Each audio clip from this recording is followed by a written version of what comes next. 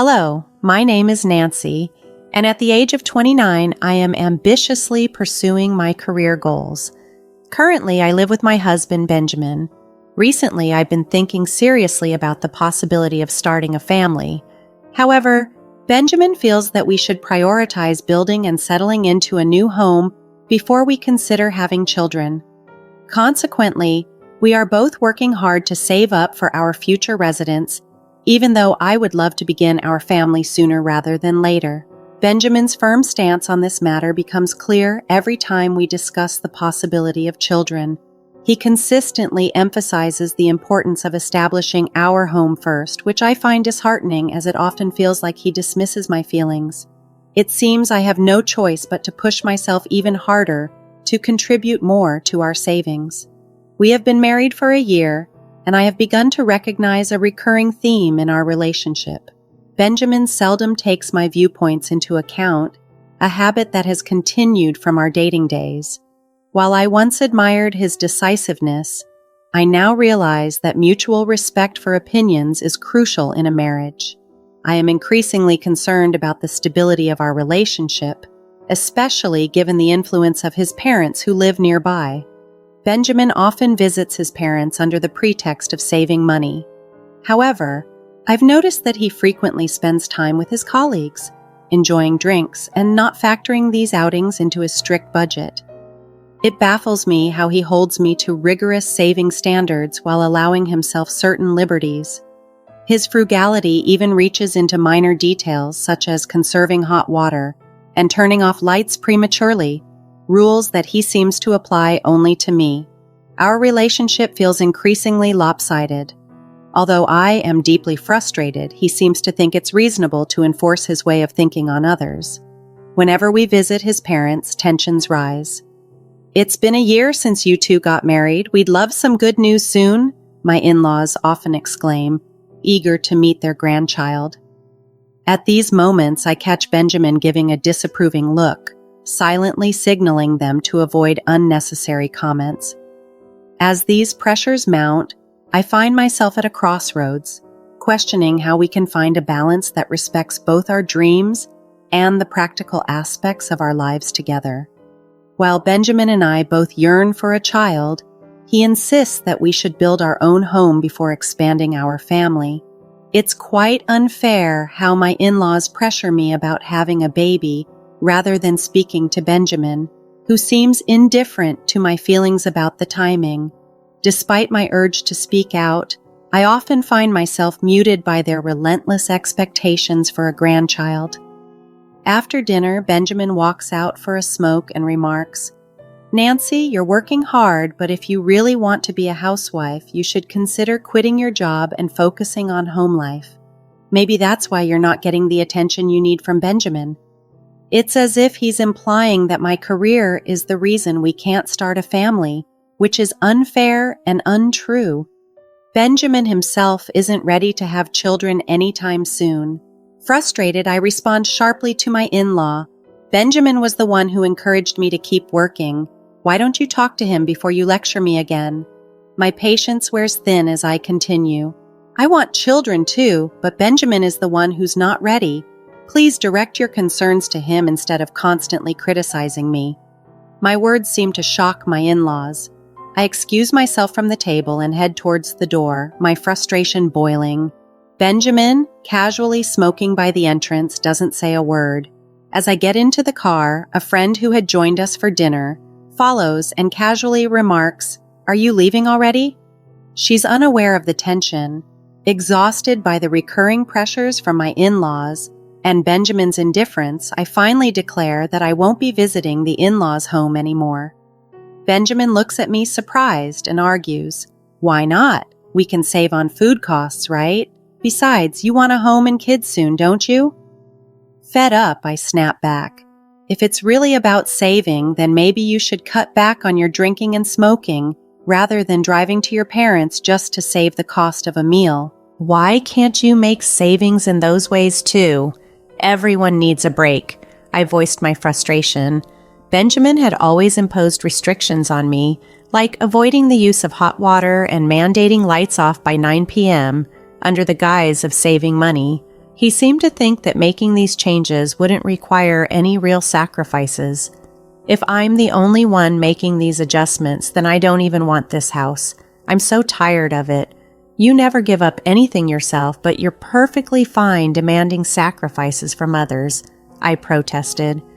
Benjamin tried to brush off my concerns, suggesting they weren't significant, but I firmly countered, "No, it is a big deal. Do you realize how much patience I've had to muster all this time?" His ongoing pretense in front of his parents, acting as though I was the reason we couldn't have grandchildren, infuriated me further. I'm tired of being pressured about grandchildren. It's not me who's hesitant about having children. It's Benjamin. I've been clear about wanting them soon. So please stop this constant pressure, I continued, my voice steeped in exasperation. Seeing Benjamin struggle to respond to my uncharacteristic outburst brought a bitter sense of satisfaction. But it didn't solve our underlying issues. Feeling uncertain about what to do next, I just stared out of the car window, ignoring Benjamin. A turning point came a month later when a relative of mine, my father's brother, passed away. He left behind several pieces of land and a luxurious mansion and lived a lavish lifestyle. Benjamin's eyes widened when he learned of my uncle's impressive estate. "I didn't realize you had such a remarkable relative," he commented a few days after hearing about my inheritance. I decided to discuss the inheritance details with a lawyer in our apartment. Knowing the matter was exclusively mine and seeing Benjamin's discomfort with the idea of inheritance, I politely asked him to step out of the room to avoid any potential complications his presence might cause. After about 5 hours of detailed explanations from the lawyer, I thanked him and saw him out. Surprisingly, when I turned around, Benjamin was not in the apartment. Assuming he had stepped out to give us privacy, I began preparing dinner, unaware of the changes that lay ahead. 4 months later, Benjamin would come to me with an unexpected confession. Benjamin's unexpected invitation for a drive filled me with a mix of excitement and curiosity. As we drove into a residential area, my curiosity turned to confusion when we stopped in front of a house unfamiliar to me. Benjamin pressed the intercom, and to my surprise, my in-laws stepped out. Not from their usual home, but from this new one. My father-in-law beamed, exclaiming, "You finally made it. So when are you and Nancy moving in? We're thinking of moving in by the end of this month." His next words were less welcoming. He accused me of being a selfish daughter-in-law and of shifting the responsibility of having children onto Benjamin. I shot Benjamin a disapproving look, bewildered as to why he would bring me here when I had made it clear that I didn't want to visit my in-laws anymore. Seeking clarity, I asked Benjamin for an explanation.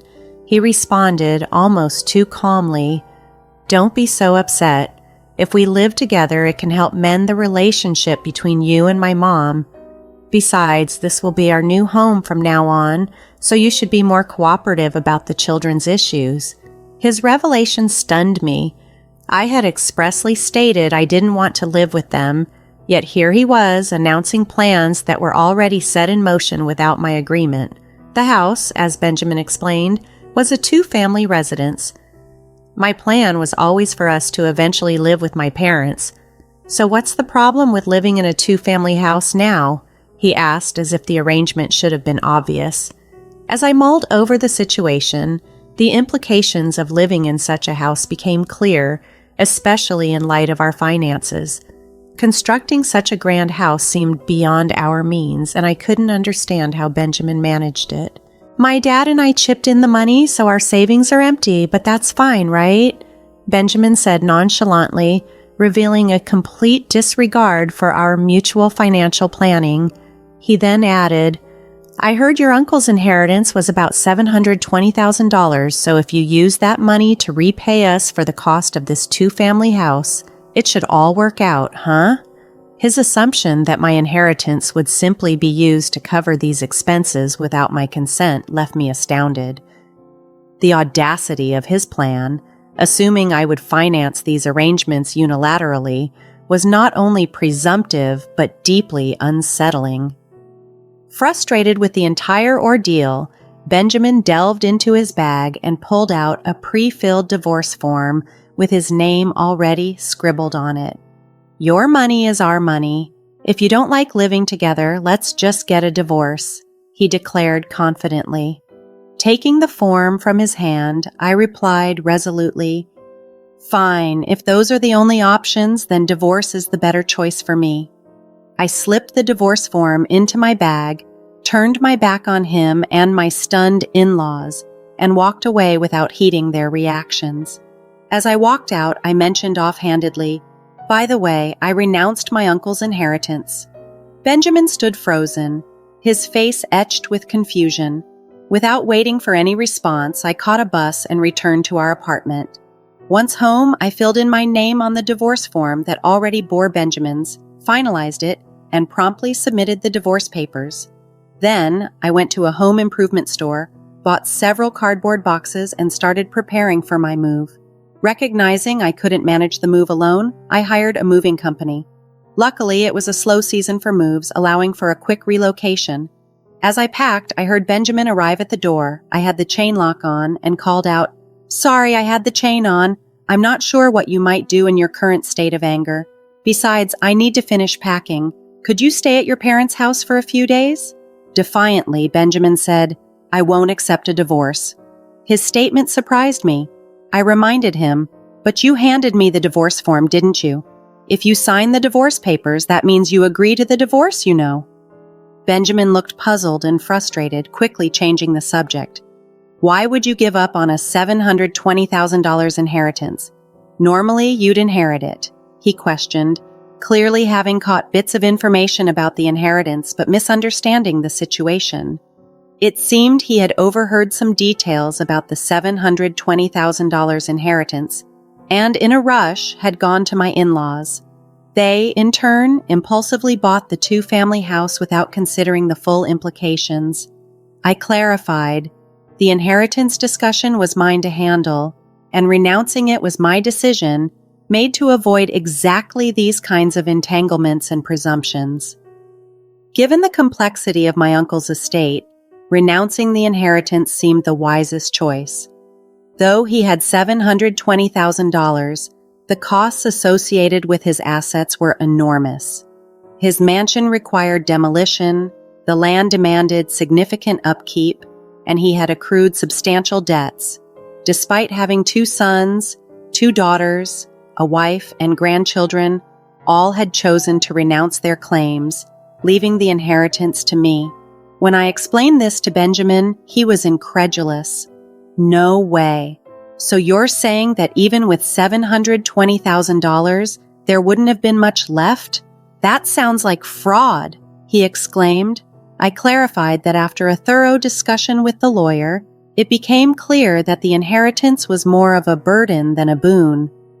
Unfortunately, someone had eavesdropped on part of this conversation and misunderstood the full context. My explanation left Benjamin speechless, and it seemed he finally realized his mistake. However, I firmly told him, "It's too late now. You betrayed my trust. We've already filed for divorce, and you and I are no longer a couple. Why are you now hinting that you don't want the divorce? If you truly didn't want to separate, you should have followed me immediately when I returned." I reminded him of the consequences of his and his father's decisions, particularly their investment in the two-family house without considering all the facts. I pointed out that his mother's opinion on the divorce didn't alter the reality of our situation. Her lack of experience with financial matters might have prevented her from understanding the true value of money. With a heavy sigh, I realized that entertaining complaints about his parents was no longer my concern. If we were still married, perhaps I might have listened and discussed these issues, but under the current circumstances, it was no longer appropriate for me to engage in such conversations.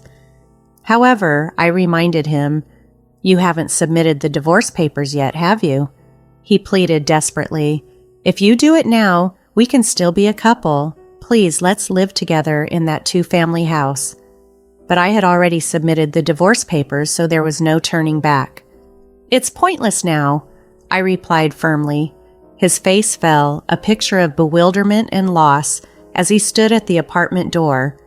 While I believed he had brought this situation upon himself, I couldn't let him linger outside indefinitely. After briefly considering sending him away, I realized I had no time to waste and continued my preparations for moving. Eventually, he left, and I proceeded with my plans, notifying my workplace about the divorce, given that my boss had acted as our mediator. Feeling a need to explain the situation, I also shared the news with my coworkers during lunch break. These were the same people who had celebrated with us at our wedding. Unexpectedly, Benjamin burst into my department while I was discussing this with my colleagues, exclaiming, "It's absurd that you're talking about the divorce. I wish you hadn't mentioned it."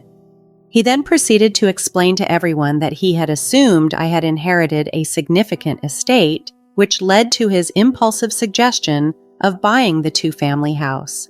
Faced with the choice between divorce and living together, I chose divorce. As a result, Benjamin found himself increasingly ostracized at work, even as my colleagues extended their sympathy towards me. The situation at his job grew so uncomfortable that he eventually resigned. During this turbulent time, a male colleague approached me. He confessed, "I've actually liked you for a long time. I hope to build a home where we can communicate as a couple and work things out together." This unexpected confession offered a glimpse of a potentially different and more understanding partnership in the future,